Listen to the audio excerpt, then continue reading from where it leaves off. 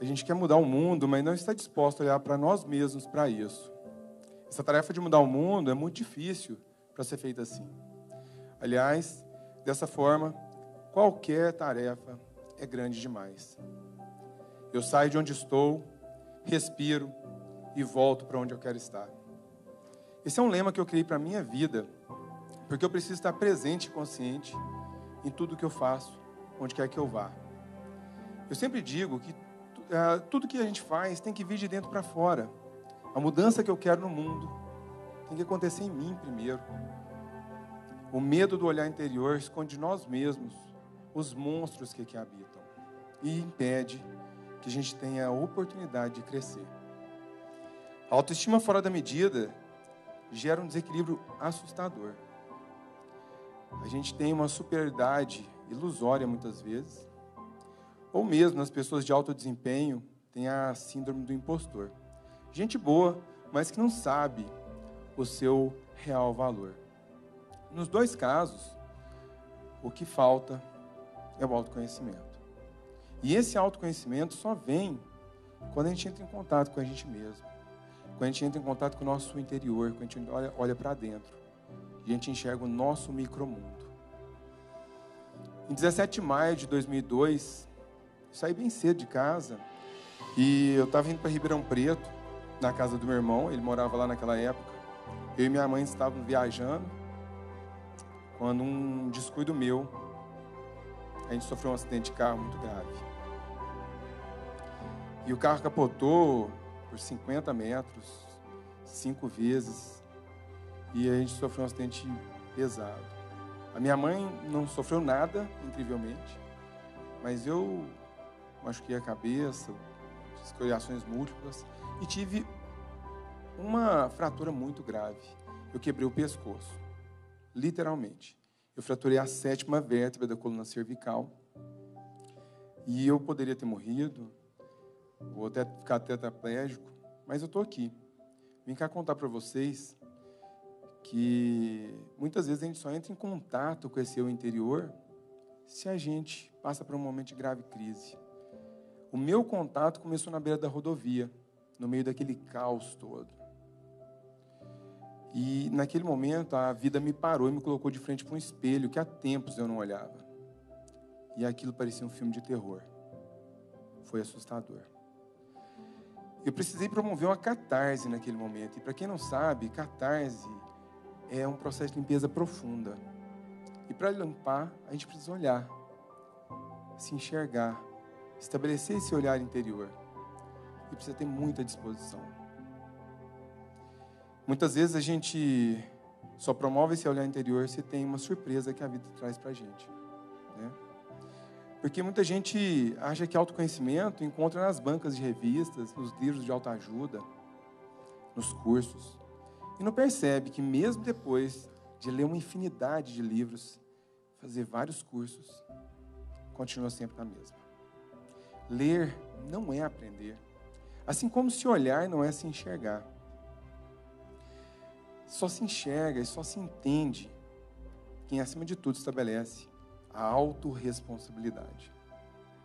Existem pesquisas no Brasil que diz que mais de 60% das pessoas estão insatisfeitas com as atividades que exercem diariamente. E muitas delas apontam que os culpados são os outros, né? É o mercado, é a empresa, é a vida, é qualquer coisa, é o destino.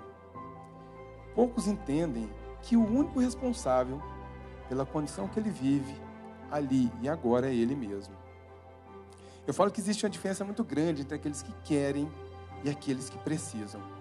Quando a gente precisa, independente das condições, o nosso esforço acontece. E aí a gente vai ver uma coisa chamada mágica da autorresponsabilidade. Tudo depende de mim, todos os meus caminhos. Sou eu que faço tudo. Após o acidente, eu estava no hospital e o médico deixou muito claro para mim. Olha, nós fizemos o que dava para ser feito. E agora é com você. Eu precisava tomar uma atitude na minha vida naquele momento. Eu ganhava e eu perdia. Tudo dependia de mim. Se andar pelos corredores do hospital não era fácil, era muito difícil e doía muito, eu nem pensava um dia em voltar a correr. Foram anos e anos de muita fisioterapia e nem tudo foi fácil, mas eu posso te garantir que tudo foi porque eu quis. Todos os esforços e todos os resultados que eu busquei foram meus. O tempo passou e já com 35 anos, eu percebi que eu precisava mudar de novo. E eu precisei novamente de ter coragem para olhar para mim mesmo e entender que aquele Luciano já não era mais suficiente para aquela condição que eu tinha na minha vida. E foi quando eu entendi que 3 coisas eram muito importantes para mim em toda a minha vida: correr, fotografar e ensinar. Eu comecei a correr, gente, contrariado pelos médicos. Eles diziam: olha, cara, você não pode correr. Aí, eu bem teimoso, a única coisa que eu quis fazer foi correr. E eu comecei correndo 5 quilômetros, né? Na verdade, nem foram 5, mas fiquei em 5 quilômetros por muito tempo. Rapidamente cheguei nos 12 quilômetros. E num determinado momento, eu cheguei nos 21. Mas ali eu estacionei. Por muito tempo, fiquei nos 21. Porque eu pensava que eu não dava conta de ir além. E ver a corrida como uma atividade puramente esportiva é perder o que ela tem de melhor. A corrida é um esporte muito solitário por natureza. Eu posso até chamar um colega para correr comigo, mas a motivação é minha. O diálogo interno é meu. Sou eu que faço os meus caminhos. E os resultados são 100% meus. Quando eu corro, eu tenho tempo de prestar atenção em mim e olhar para o meu micromundo. Corrida, acima de tudo, é a autogestão de todos os nossos processos internos. Desde onde eu piso, para onde eu vou, onde eu olho, quanto de água eu bebo. E o mais importante, o que eu penso enquanto eu corro? Nada melhor do que fazer uma maratona para descobrir isso. Eu mesmo nunca quis. Como eu já disse, né, parei nos 21 e pensava, cara, 42, nunca, não é para mim. Achava longe, achava grande, né? E olha que eu já corri em 17 países diferentes, nas condições mais adversas, num calor avassalador na África, no frio extremo do Polo Norte. Fiz provas longas de montanha no Brasil e na Argentina, nas quais eu fiquei mais de 5 horas e meia, em plena atividade. Mas mesmo assim, eu achava que aquilo não era para mim, que uma maratona de rua, 42 quilômetros, eu não conseguiria. Isso era eu me sabotando e eu me transformando em impostor. Eu penso muito nos micromundos, sabe? É muita gente querendo mudar o mundo, mudar comunidades, mudar a realidade das pessoas, países inteiros, mas esquece de olhar para si mesmo. Esquece de ver que temos tantas coisas boas em nós, mas também temos muitas coisas a melhorar. Não que as outras questões não sejam importantes, mas a verdade é que eu não dou nada que eu não tenho. Como é que eu vou correr 42 quilômetros se eu simplesmente não entendo como que eu cheguei até os 21? Se eu não me enxergo, como que eu vou ver o outro? Em abril de 2018, eu e minha irmã nos inscrevemos na maratona de Uberlândia. Na minha cabeça, eu ia fazer até onde desce, porque eu não tinha treinado para fazer aquela maratona. E eu ia com ela. Não deu, eu paro, né? Só que na noite anterior, a minha irmã, que tinha me convencido de ir, ela machucou o pé. E me ligou chorando, falando, olha, eu não vou poder correr mais. Eu falei, então, e agora, né? Eu estava sozinho, né? Eu ia acompanhar, agora eu estava sozinho. Eu pensei, tá, bateu na porta o desafio. E eu disse, cara, você vai fazer. E eu encarei o desafio dos 42 quilômetros. E durante aquelas 4 horas e 27 minutos de plena atividade física, eu estabeleci um novo contato comigo mesmo. Eu estabeleci um novo contato com os meus limites, com as minhas barreiras. E eu quebrei tudo. Eu quebrei todas as barreiras e todos os meus limites. E eu parava, gente, E eu abaixava e eu gritava de dor. Porque doía muito. Eu chorei de dor por muitas vezes.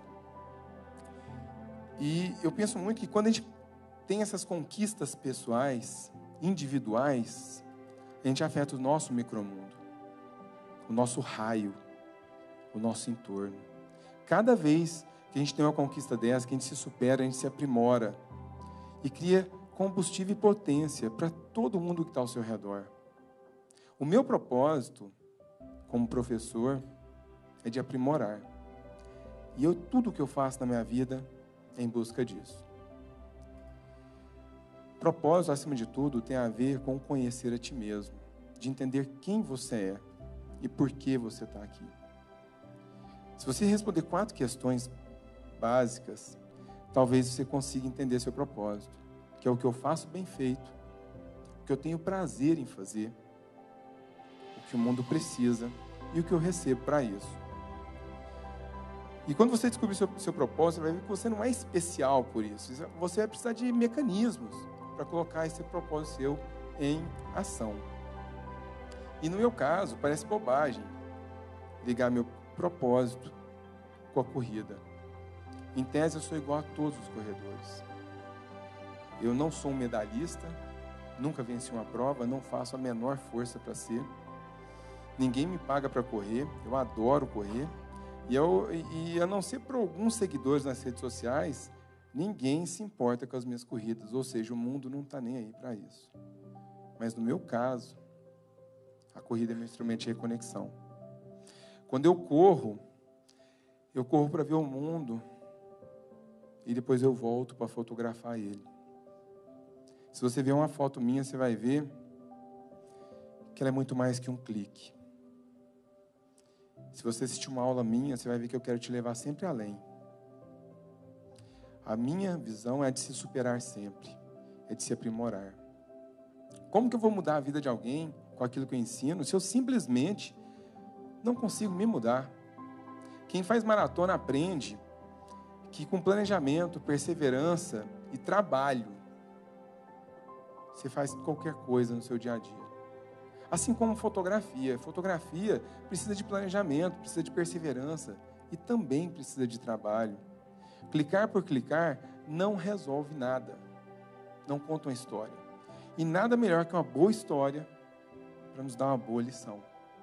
Quando eu fotografo, eu coloco o meu olhar a serviço do mundo, das histórias que ele tem para contar, que as pessoas têm para contar, ao longo desses 17 países que eu visitei.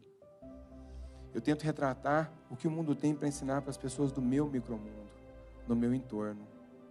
Se eu coloco um espectador para pensar diante de uma imagem, nesse momento, eu estou colocando o meu propósito em movimento. Eu quero deixar bem claro que, primeiro, eu fotografo para mim, porque eu encontro na minha fotografia a beleza que eu busco para a minha vida.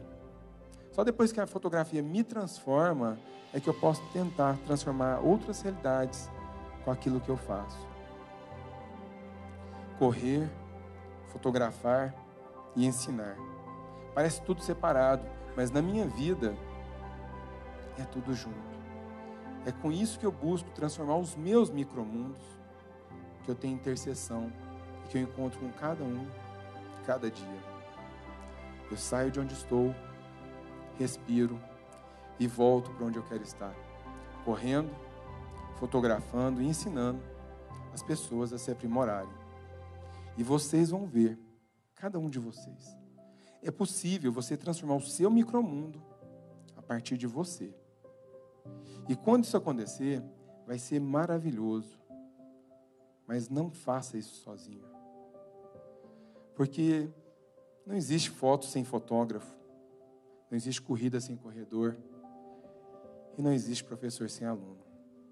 Saio de onde estou, respiro e volto para onde eu quero estar. Muito obrigado.